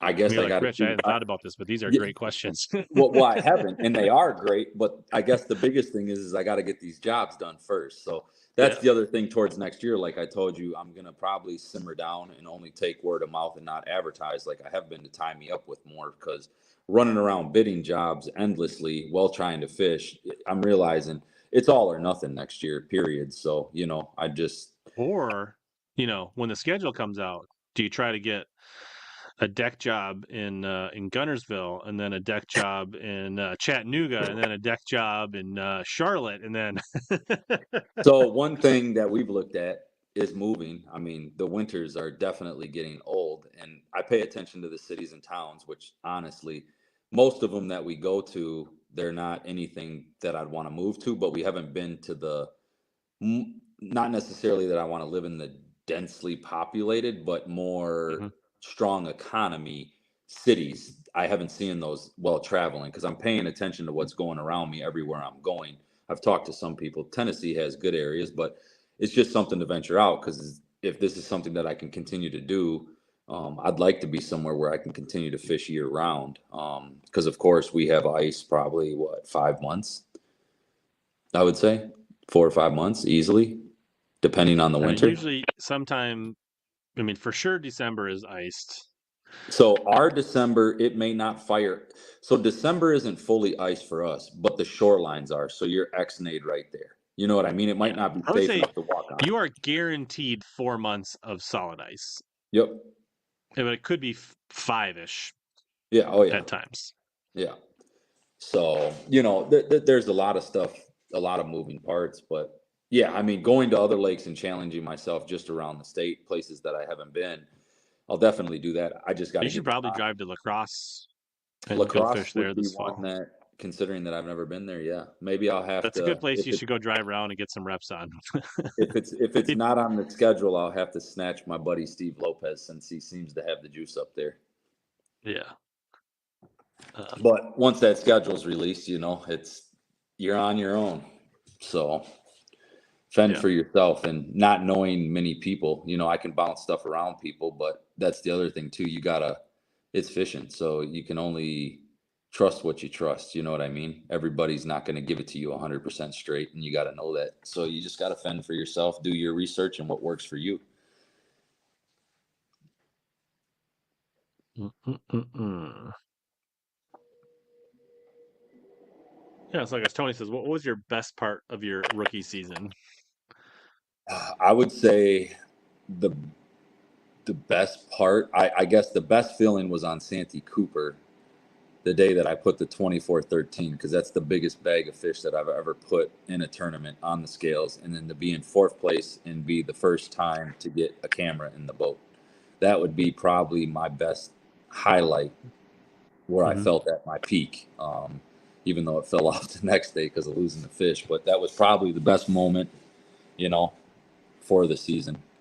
Um, Yeah. definitely. How much, like in a tournament, let's say like your two best tournaments this year were St. Clair and St. Lawrence, Yep. which I imagine you were doing some scoping. How was that? Like, are you on the trolling motor all day, like hunting? Are you moving around with the motor? What did that look like for you as far as like on those smallmouth scoping fisheries? Like, are you just like trolling motor on 100, on 60, hunting around? Like, what does that look like? So during practice, yes. And then, like I said, how I was fishing 60 feet. Like I caught fish out of 60 feet, which is the deepest I've ever caught a smallmouth, because I just haven't caught them back home like that. So catch them down and then up, and I'd be up on the rock chunks scoping. I'll go, probably got it on 8, and I'll go, because there's certain areas where I was catching fish. So I'll go on 8 and I'll kind of scan like this. The boat will shimmy back and forth. But if you get in an area and the boat's moving, I'll shut it down with the trolling motor pedal, and then I'll scan all the way. I'll do a full 360 scan, because even if it's behind the boat, I'll pitch behind the boat, because smallmouth tend to go under the boat for the shade cover, depending on where you're at, especially in clear fisheries. But then when I get on a flat, I would catch one. If there's a school, I'd stay near it, or else I'd just keep going. But yeah, I mean, 7 to 8 is what I usually keep my trolling motor at when I'm hunting, and that's pretty much what it was for the St. Lawrence and St. Clair. I mean, I had a couple key areas I could pull in, but I fished Anchor Bay, a couple deeper spots out in the middle, and then you're pretty much just running around. You're not sitting in one area scoping. You're on the trolling motor looking for fresh fish or fish that are just moving. So in practice, you're on 7 to 8 for 12, 13 hours. In practice, depending on the area, well, I'd try to side scan. If I see something good, then I'll turn around and start looking at the area, maybe make a couple casts. If it, because sometimes it's not always bass on the side scan, so you need to check it out. And when you're not, I didn't run across like mega loads of mega schools, like maybe some guys did. So onesie, twosies, but pretty much I tend to keep my trolling motor on 7 to 8 when I'm scoping. In practice, depending on where I'm at, if I feel like it's dead water, I'll bump it up to 10 just to speed through it quickly. But usually 7 to 8 is where I run mine at. And if I need to slow down, I'll just let off and then scan that way. Because the only thing with the live scope, when you're going that fast and you got it out 100 to 120, 80 seems to be the best to get the full resolution with the color of the bottom and any flicker, for me at least. But if you let off and give a second to scan left and right and you're on 8, you'll be able to see the full distance. Now, again, I run, and I'm not trying to sound prone to other brands, but they make a great product, and I'm going to state it, Powerhouse Lithium, just because I run a 16 volt, which makes our graphs way clearer. It's cleared my 360 up and the live scope up. I'm able to see out clear as day 120 to 130 feet, no problem. But when I'm on the trolling motor, you get a little lift up, so it shades out. But as soon as you let off, it's very bright and back to resolution. So kind of just fun. What's your full battery setup then? So right now, because of the weight, so I'm running 2 X2s paralleled because that's what I had before. And I wanted weight because the Phoenixes run better with weight in the back. So I have 2 X2s parallel just for the cranking, 100 amp hour, 16 volt. And then I have a 3-way Perco switch tied to the AGM crankings and then to the 16 volts. So I go and I click it over to number 1, which runs my 16. So in case of an emergency that I killed the battery or something happened, fishing at the level, you want to have reassurance, which is the benefit with Powerhouse. They have a system for everything that's built to keep us on the water. I go to the back and then click it to 2, and then I'm running off the cranking battery. So if you had a Powerhouse lithium cranking battery and you had their 3-way Perco switch, you're always going to have graphs. Next year I will run their lithium. They have a jump start, one of the only batteries on the market that has a jump start to push the button, jump start it if it's dead on your cranking. And then I run 236 40 amp hours in parallel on my trolling motor, and they're both paired with running guns. So with that being said, I've been on my trolling motor heavy during tournaments, what I would say, and I can't get them babies drained below 62%. So a supreme product, and honestly, supreme customer service. That's the one thing that won me over. Truthfully, I got sponsored with the stuff, worked a deal out with them when I made the elites, but I did my own investigation with Powerhouse and called around to other companies, talked to Bob first, then RJ. Bob spent an hour and a half with me on the phone. RJ spent 45 minutes before I even ordered, and I physically paid for my batteries that were in my boat originally. So it wasn't like me speaking. That's the honest to God truth. I'm not BSing anybody. I physically purchased Powerhouse with my own money I made from building decks because I had Tracker Lithium, which died on me at the Red River on the 3rd day. That was devastating, and I didn't have a backup plan with that, so I had to run and get a battery thrown in. Thank God somebody was there. But it's just the customer service with me. Owning my business, being in business, customer service is key. It's everything. It builds relationships, trust, and down the line. And they had it all for me in the beginning. So that's cool. Yeah, I have the same setup for my 16 volt, and having that 3-way switch is slick for sure. And I just installed some trolling motor batteries, and Yeah, I haven't even come close to like It, knocking the it's the top off them. Bluetooth. I mean, the Bluetooth app, their way they charge. I mean, just they got a backup plan for everything. You know what I mean? Yeah. It's just they didn't create just a battery to sell you. They created a system for a tournament angler. Period. I mean, and they're coming When you out. lay You know, down by your bed at night and you're like, oh man, I didn't look at my batteries. And right, like I'm sure you've been there in the past, right? oh Like yeah, where yeah, you're yeah, yeah. like with an old right, your traditional batteries, and you're just like you want to go to sleep. You're tired. You don't want to get out of bed and go look to make sure that you didn't flip a breaker or Yep. anything like that. But Or then you're is like, your no, I don't want to get extension up. But cord then you light sit there on? and you can't stop thinking about it, right? And so you don't sleep. You just sit there and like you're restless, or you just like I was like the other night. I like opened my phone and I was like, oh yeah, they're charging. Yep. No brainer. Yeah, it's easy. It's endless. You know, I know there's a million people that will tell you we got the best.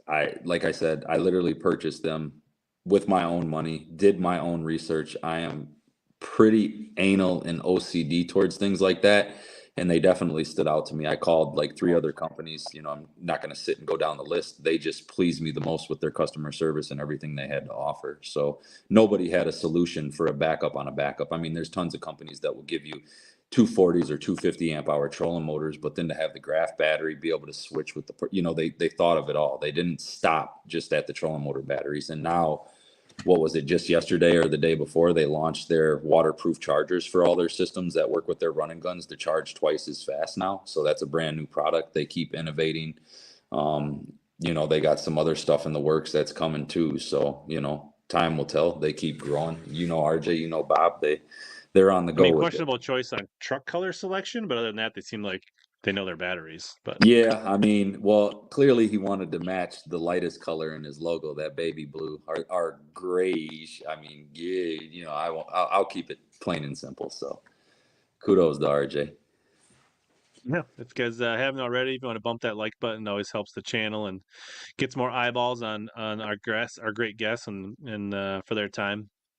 Uh, so what do you mostly post on like Instagram for people that want to follow, or Yeah, Facebook and Instagram. So I technically post on Facebook and it transfers over to Instagram. okay, That's one thing that I need to step my game up on is posting. So I'm gonna try to start making more videos with tips and tricks and just little gadgets, and then I'm gonna get a YouTube fired up and stuff like that for next season don't do that. and That's a pain during in the the butt. winter.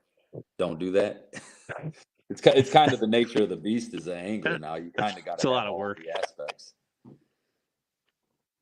So What's that? People can find you, Kyle Norsetter Fishing, on either Facebook or Instagram. What pick your poison. yeah, so If at you want to Kyle follow Norsetter along. Fishing should be the one on Instagram, and then I believe it's still set up as Kyle Norsetter on Facebook. So I got to transfer Okay, that one over. sure.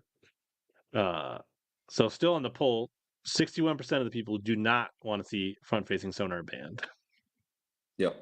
Yeah, and that's what I So figured. I on our mean, unofficial HellaBass polling, it's more of a coverage situation than it is a yep. against They the just technology.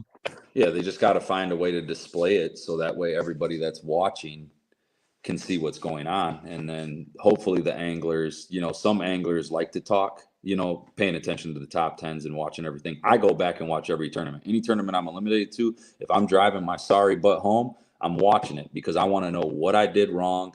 And sometimes it's so simple and overlooked, you know, that like it never stops. The research never stops with me. I always want to figure all that stuff out. But some guys talk on the live coverage when they got a camera, and some guys just stay silent. So if all the anglers stepped up and kind of walked through for the fans what's going on when they were put on live, I think that it would help the industry and just everything in general for what's going with followers and fans. Yeah, for sure. Let's see. Any other question? Oh, yeah, I guess Sean chimed in. He said he was your marshal down at Okeechobee on your Oh first yeah, day in the elites. is he from Minnesota? Yeah, he is. Yeah, yeah, yeah. I used the little language and I apologized, and he was like, "Oh no, man," and he goes, "I love that." So it was a good time. I caught, I think it was a 6 pounder, at the last minute with him, and it smoked the chatterbait like right at the boat. It was like needing to get in and go from there now. So yeah, that's the other thing. Not just fishing, but I've met a lot of great people, a lot of great marshals. I mean, and they're just there to learn and pay attention on what we're doing. Yeah, I've had the pleasure to meet Sean a handful of times in Minnesota at I don't know, fishing shows, tournaments, things like that. So he seems like a nice dude. That's what shocked me the most was I spoke to him about it first, because then the next day I didn't have a marshal. But I was shocked that marshals do travel that far. You know what I mean? Like, he's from Minnesota. He's all the way down in Florida just for that. So it's like, you got to try and make it the best experience that you can. I think he went to the St. Lawrence this year too. Yeah, Sean. I didn't see him there, but I forget who he said he was with, but yeah, pretty sure no, definitely a good dude.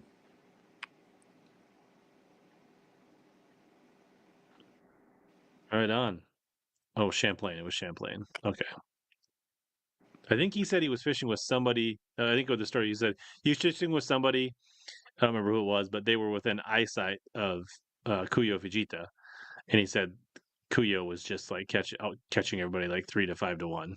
Well, that's what's crazy is I was in the same bay as all of them and on the same main flat, and that's why I said I have no reason to why the wheels fell off there, and I just did not catch the bigger fish, because I caught fish, but it just was not the amount and the numbers, compared to what they were doing. But that's one thing with Koya, that boy knows forward facing, and he uses all of it to his advantage. Maybe he's using all those other transducers to block your guys' transducers. Maybe he's playing defense while you guys are playing checkers. He's playing chess with you guys on those all those beams. Well, I know when I went back and watched Murray, Zona pointed it out. One thing he was doing that was really weird that nobody's really ever seen anybody do.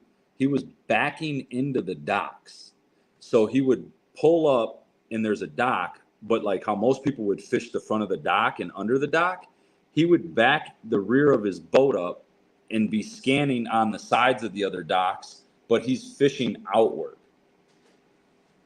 So the way, look, I can't remember what place, but he was in the top 10, but Seminole, and he was throwing that lure that looked like a dice. Might have been second. Yeah, with a dice. A dice with some legs.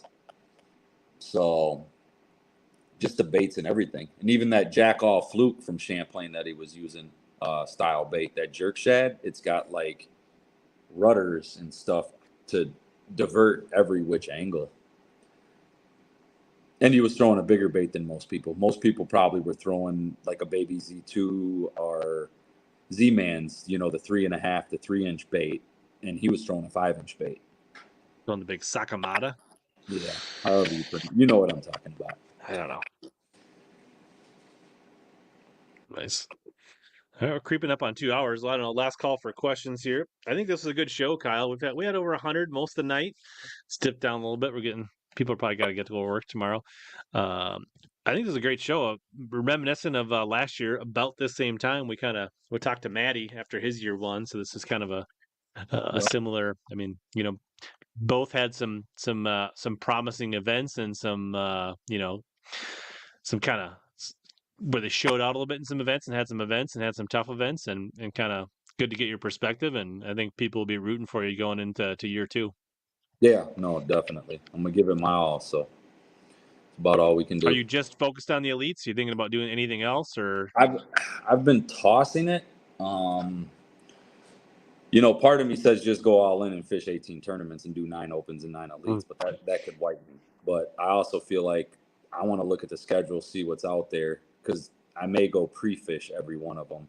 So it's in the air. I may, I looked at it as I was driving home, I think from Lay Lake and a couple others, and a lot of the guys were just going to the next open. So I may look at the schedule and at least jump in 3 of them that are on the way home. I think the other thing that you're on a Phoenix, right? Yep. Yeah. I think the other thing would be to look at a division of the Toyotas. Yeah, no. So the benefit with them is you get a championship if you qualify in the top 25. Right. So they're like, so you're if you win one or you get a top 5 and you get the Phoenix bonus, it's a pretty darn good payday. Yeah, well, the Phoenix and I think the bonus, MLS, the Toyotas actually have the best payouts of like percentage wise of. yeah. And then Oh, like yeah. if you do well and you fish 3 or a wild card and you make the championship, then you're fishing for another $250,000 at the end of the year. So Yeah.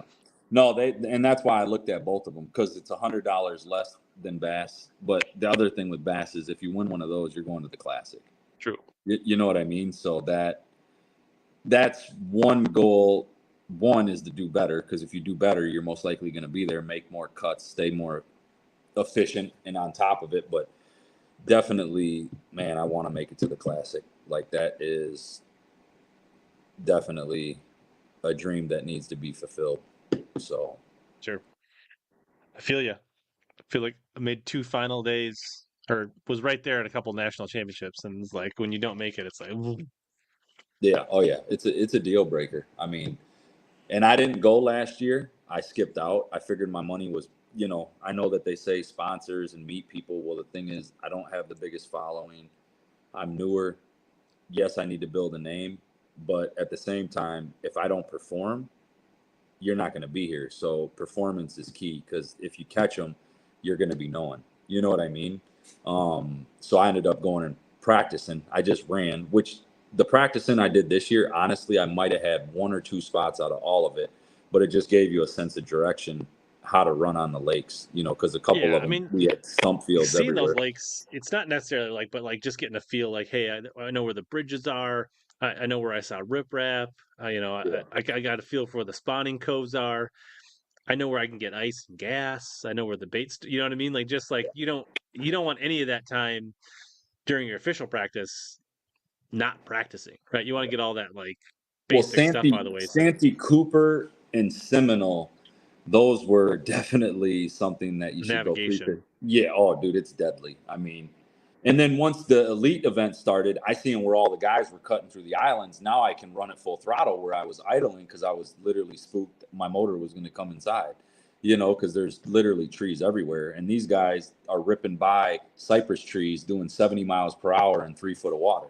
So it's like, okay, clearly we can go that route. But then again, are they being senseless and I'm just following suit or what? But everything was good. We didn't break anything, knock on wood. But, and then being from the north, I did Seminole and Okeechobee because we got frozen water. So I shot down there to practice down there just to get out of the snow, Yep. which anytime you can jump into 80 degrees when it's negative 30 up here, it's a blessing. Very cool. Well, I think we'll wrap things up. If you guys came in late, you can catch the replay. I saw some questions come in late that we answered earlier in the show. You can catch the replays on YouTube, Facebook, or you can search HellaBass on your favorite podcast app. It's great for long drives on the road across the country. Yeah. No matter what you're doing. But I appreciate your time, Kyle, and Yeah, no, good luck definitely. this fall. Yep, and thanks for having me, and thanks for everybody's comments and so forth, and shooting for a great season next year. That's what we got to focus on right now. All right, awesome. Well, as always, everybody, here to help you guys catch more big bass and suck less. Yep.